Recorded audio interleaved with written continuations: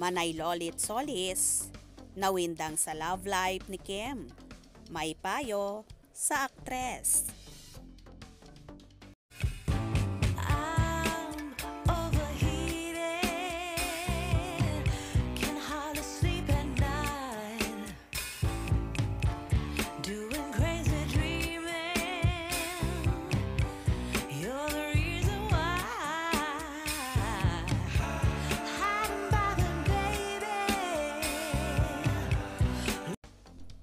Para kay Lolit Solis, dapat munang hayaan si Kim Chiu na makahinga matapos ang breakup nito kay Sian Lim bago sumabak sa bagong love life.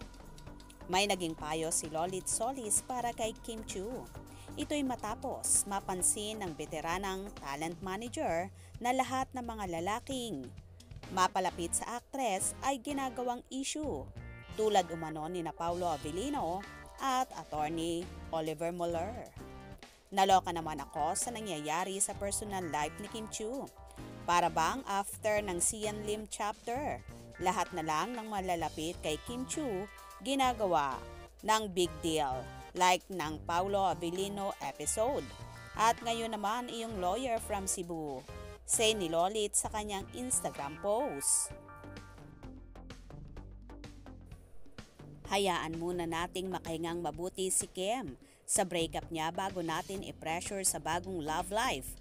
Ang ganda pa naman ngayon ng transformation ni Kim Chiu from long hair to short hair. Ganyan dapat ang artista. May pagbabago lagi sa looks para naman makita ng ibang personality. Bongga Kim Chiu.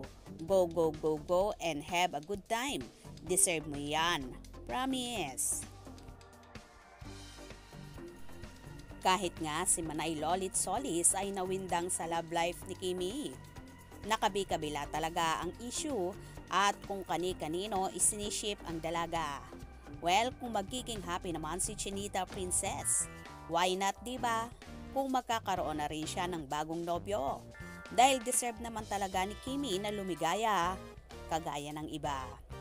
Anyway, napapabalita na nga na malalim na talaga ang namamagitan sa Kim Pao, kung saan malimit silang namamataan na magkasama. Lalo na sa mga espesyal na okasyon like sa naging kasal ni na Angeline Quinto at ni Nanreb Dakina kung saan iniintriga na magkasabay dumating sina Kim at Paulo at sabay din silang umalis. May nakapagbunyag din na magkasama sa kotse sina Kim at Paulo kung saan inihatid pa ng aktor ang aktres sa bahay nito.